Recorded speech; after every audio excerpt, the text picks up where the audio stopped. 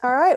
If you've joined us, we are here with Natasha Helfer Parker, and our guests today are John Dehlin and Margie Dehlin. Welcome, everybody. And we're going to go ahead and start with Natasha giving us a little bit of education on how to talk to teens about sex. Awesome. Super excited to be here. So yeah, welcome to our first live event for Sex Talk with Natasha. Before I get started, Ashley, do you want to talk a little bit about what's going to happen about 20 or 25 minutes into the show? Sure. So how we've set up the program is that the first 20 minutes or so will be free through Facebook. We will then transfer or continue the feed through Patreon, and you can go ahead and subscribe there to get the whole feed, patreon.com/sextalkwithnatasha. And from there, you can join the conversation. We have a community there as well. Feel free to ask questions. And we just want everybody's feedback as well. So please let us know how tonight goes and how future events go. Okay, great. Thanks, Ashley. Mm-hmm. So we're going to talk about how to talk to teens about sex. And in my experience, I really haven't had a lot of parents ever say to me, boy, I can't wait until my teen starts becoming sexually active. This is so exciting. And I can't wait to help them out with that. And I can't wait to prepare them for that, So I kind of hear the opposite things. Like, oh my goodness, is this really going to happen? I hope it doesn't happen until much later. Maybe I even hope it doesn't happen until marriage. It's very fear driven. It's scary. There's a lot of, concerns and worries that parents have about even imagining the possibility of their teens being able to or starting a sexually active lifestyle. So that being said, statistically speaking, about half of the high school kids here in the United States anyway become sexually active before they graduate from high school. And it gets closer to about 70% by age 17. So, 17, 18, you've got a large percentage of teens, at least here in the United States, becoming sexually active. Now, sexually active, we'll talk a little bit about that. What does that mean? What type of sexual activity are they engaging in? There's about half of the kids who are engaging in oral sex, and it's usually they're more apt to engage in oral sex before vaginal penile intercourse, especially in white middle class to upper socioeconomic status teens. So Black teens and Hispanic teens tend to have more of what are we going to call it, regular vaginal penile sex. But for some reason, we're seeing higher rates of oral and even anal sex amongst teens in those demographics. And anal sex is somewhere around 10% back in 2008, and I believe the statistics are rising. And we probably have a little bit of pornography to blame for that, in the sense that there's a lot of anal sex that's happening. And so because we don't necessarily offer a lot of comprehensive sexual education, pornography becomes a sexual educator of our teens, which is something we'll talk about a little bit later. But so we are seeing rates increase in that regard as well. One thing I'd like to talk about is parents oftentimes conflate this idea of my values and my ideals versus sexual education. And so I'd like to split those up a little bit. I think that it's perfectly fine to have whatever values and ideals you want to have around sexuality. Maybe you're a parent who actually thinks it would be helpful for your teen to have some sexual experiences in high school before they go off to college. Maybe you're a parent who really wants your child to wait and feels like, this is a type of activity that I really only think is appropriate in a marital committed relationship. Maybe it just varies so much as far as what parents think is best for their kids. And a lot of that is biased by our own experiences, things that we went through, maybe our own cultures, our own religious backgrounds, our own family culture, and even ethnic and race types of demographics will have impact on those types of things that come up as far as what people's values are around sexuality. So we can have those. I just want to put that out there. You can have your values, you can have your ideals, and yet you also have the realities of life. And I think a really great metaphor that I just recently heard, I went to a sex therapy training, and Al Vernacchio was presenting. He's the author for Goodness Sex, which is a great book I recommend. And he made the parallel to how we teach kids how to drive. And so, we sign them up for classes, we have them try it out. I know here in Kansas, they can start as early as 14, but only with a parent right beside them. And then they graduate to only by themselves. And then they graduate further to, then you can have a sibling or one friend in the car, and then you kind of graduate all together. So there's this kind of like gradual way to get used to the idea of driving, which is a huge responsibility. And I don't know any parents who are like, I can't wait for you to have an accident, right? Or I can't wait for you to have a problem, but we all get them insurance. In fact, it's actually, I think in most states, you can't drive without insurance, can't get your license without that. And so we don't get insurance because we want, or we're giving the kids permission to go have accidents or to speed or to make mistakes.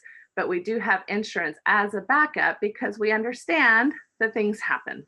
So I think this is something that we struggle with a lot with sexuality. A lot of parents, I think, struggle with the idea that if I allow my child to be on birth control, or if I talk about condoms, or if I talk about ways of preventing STIs or unwanted pregnancies, that somehow that's going to give permission to my child to be sexually active, or that's going to give them ideas about sexuality that otherwise, if I don't talk about it, if I keep it under wraps, then somehow they'll be less likely to do those things. And the research just really does not support this. So the research actually supports that the more information kids have around sexuality, the better choices they make. And actually, even the longer they will wait to have penile vaginal intercourse anyway. It's not necessarily the kids stop being sexual because you give them information, but they do take less risks with the information that's given to them. So that's one way that might be helpful for some people to think about this idea that I can have my values and I can have my ideals, and at the same time, I can prepare my child for the reality that they may not share my values and ideals, or even if they do, they might make a mistake, or they might have a moment where they are not sure what decision they're going to make. We know that teenagers in general struggle with more impulsivity than the rest of us, which is kind of a normal part of being a teenager. And we also know that sometimes there's pressure with peers. A really good example of this, for example, is some parents I knew that had a kid that was at a party and she was feeling pressure to have sex with her boyfriend, and she had had a few drinks and she was only, I think, 16. It would have been very easy if she hadn't had the type of supportive parents that she had to either go along with it or find resources that were not her parents to try to help her, which that gets a little scary. She called her parents. Her parents were fairly religiously devout people, and were not happy with the with the situation that she was in. And yet they had made a pact earlier on that if you're ever in that type of situation, you call, you text. They even had a code word so that she wouldn't have to ask for help in front of her boyfriend or in front of her friends in a way that was embarrassing, but she could text like red flamingo or some weird, some code word that they had come up with. And that meant, come get me. And the parents came and got her, and she, felt safe, even though she was in a precarious situation, maybe with her parents, or felt somewhat uncomfortable, but they had negotiated that. So that's just kind of an example of that. So one thing that gets complicated that I kind of mentioned is, what do we consider sexually active? And there's a lot of emphasis in our culture still about this idea of losing your virginity, and a lot of emphasis on that being a really big moment in life. And the reality is that for a lot of people, it's a moment. For a lot of people, it's a moment that actually was, given the current way we understand virginity, or how most people think about virginity, was actually a criminal act, like sexual assault or sexual abuse or incest, or something to do with trauma, even through childhood. And also this idea that vaginal penile intercourse is the only way to lose your virginity. So what implications does that have for LGBTQ plus kids? What implications does that have for kids who proudly march into my office and are saying, I'm a virgin. But then when I ask more about their sexual practices, they're having a lot of oral sex with multiple partners or even have had anal sex. And again, not that there's anything necessarily wrong with that, but what I'm constantly wondering is why, if you're choosing not to have penile vaginal sex because you know that you want to avoid unwanted pregnancy versus the idea that you want to avoid losing your virginity, I think that there's a difference. I think there's a difference in how you are able to own your sexuality, own your choices, own your developmental kind of progress, or what you see as your sexual debut. So that's a term that I heard from Doug Braun Harvey, who is also a great sex therapist and educator. And so instead of like you're losing your virginity, when did you have your sexual debut? And what did that look like? What did it entail? You know, did it have to necessarily involve a penis and a vagina, right? Or could it have been through a different lens that you look at that? So that's something to be thinking about as you talk to your kids. Teens are engaging in lots of sexual and sensual behavior, either individually or partnered. So I include masturbation in that. I include watching sexually explicit materials, so whether it's pornography or other forms of erotica, and of course, things that they might be trying with friends or partners or things of that nature. So it's not just about talking about partnered sex, right? And so I think a lot of times as parents, we focus so much on just a behavior versus talking about sexuality more as a part of an integral part of who you are as a human being. And that it's normal to be curious, and it's normal to have desire, it's normal to fantasize, it's normal to, you know, some people might find things really erotic and cool, others might find things disgusting and gross. Like all of that is pretty normal. And depending on the teen that you have, you know, living with you, these are really interesting things to get curious about, and that there's not necessarily a right or wrong way to sexually develop. But again, so many times we've given pretty clear messages from an early age that it's not okay to talk about this with me, your parent, because we're dealing with our own anxieties. And part of the online course that I just developed is the whole first part is just being able to deal with our own anxieties and recognize them and learn how to tolerate those anxieties, because it's normal to be anxious and it's normal to have this kind of be taboo. I don't think most of us were given great sexual education.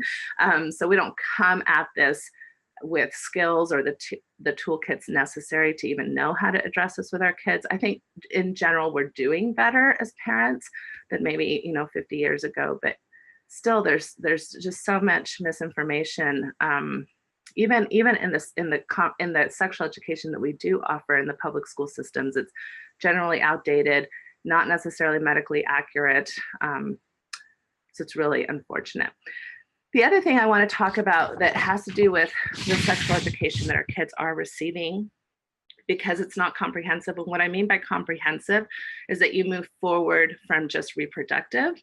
Right now, what we mainly offer is reproductive sexual education in the public school systems. And so you'll see the ram head for the women, right, with the uterus and the fallopian tubes, and super sexy, right? But you won't necessarily have the information about the clitoris or the labia. And it's still surprising to me how often I will get college age or even women in their 20s and 30s that are, you know, maybe recently married or things like that, that don't even really understand what the clitoris is, where it's located, what it looks like, etc.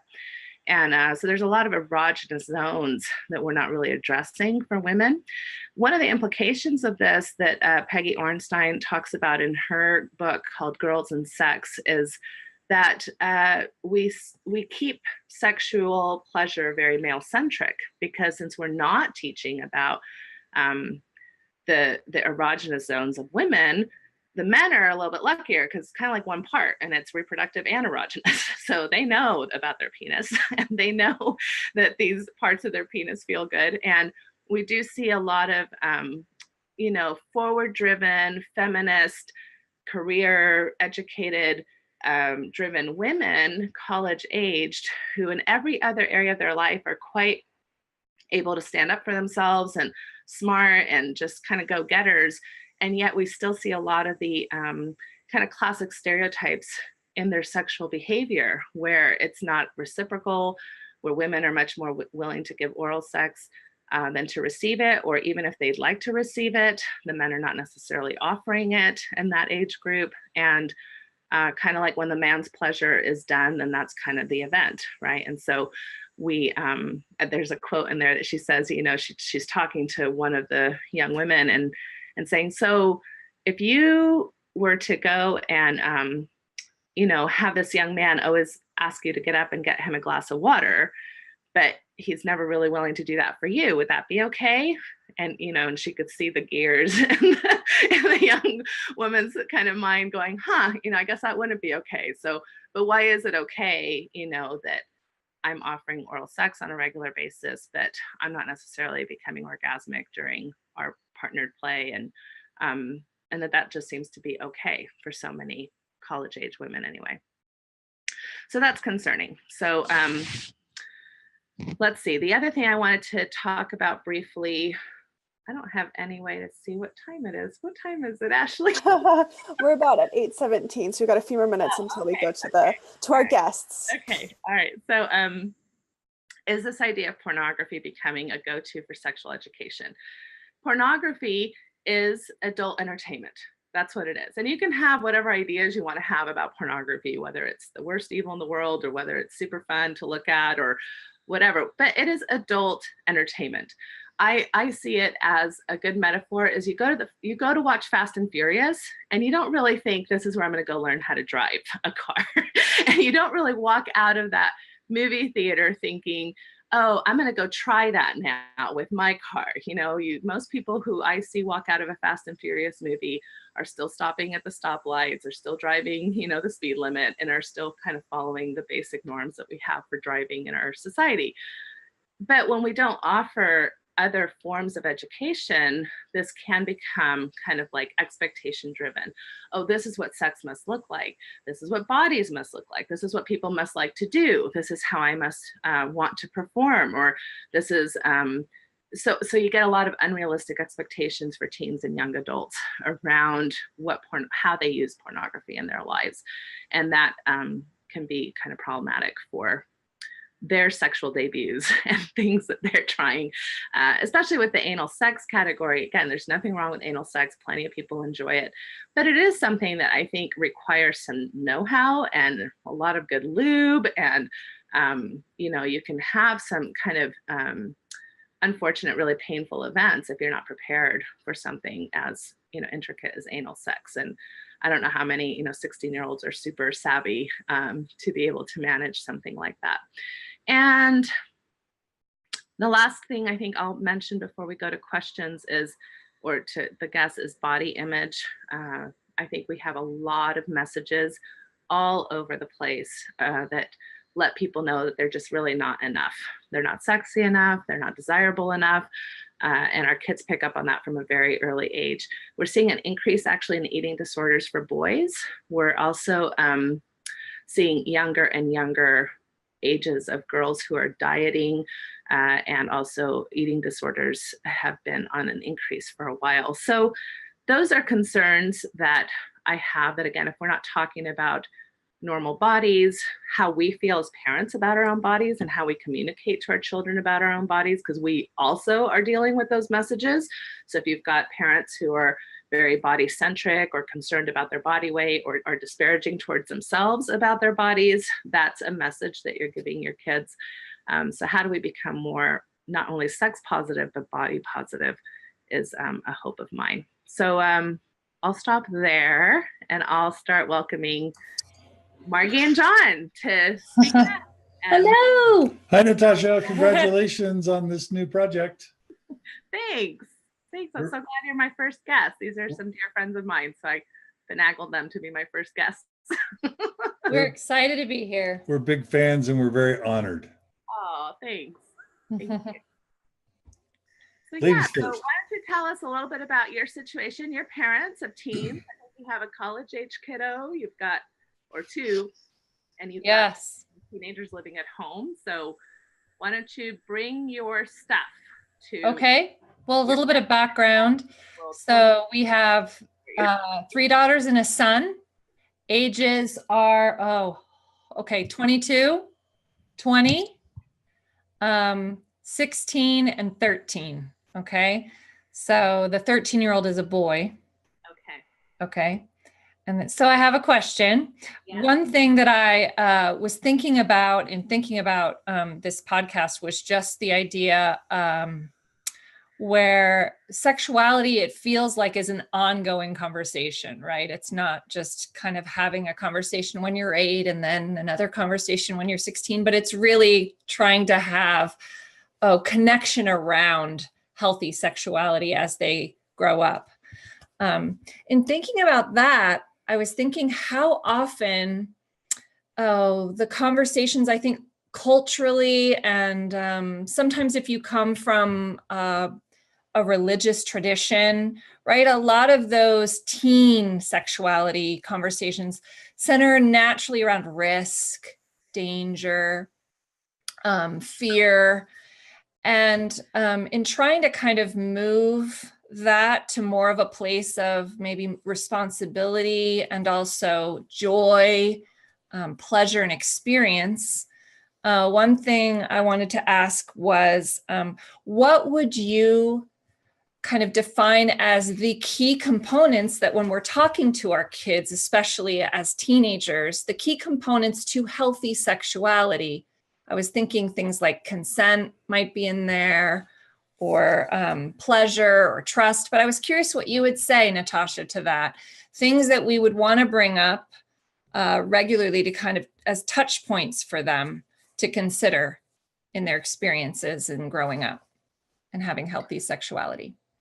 Well, that's a lovely way that you asked that, because you mentioned so many great things in your own question that I would ditto, right, and repeat. And I think that's absolutely right. I do think we are very fear centric. I think we are scared about the implications. And of course, some of the scariest things out there for your kid are hard, like an unwanted pregnancy. Well, that's really hard to go through something like that. An unwanted STI that can have implications for the rest of your life. I mean, so obviously there's concerns.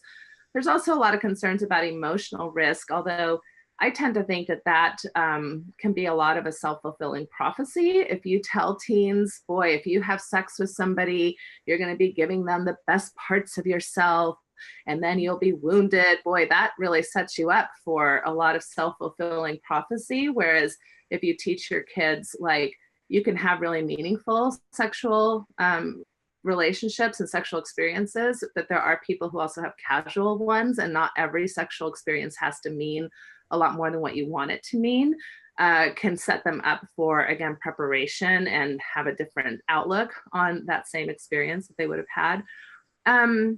I think it's good to start with this idea, again, that sexuality is a part of who you are, but learning how to use it and to manage it and to share it is a skill.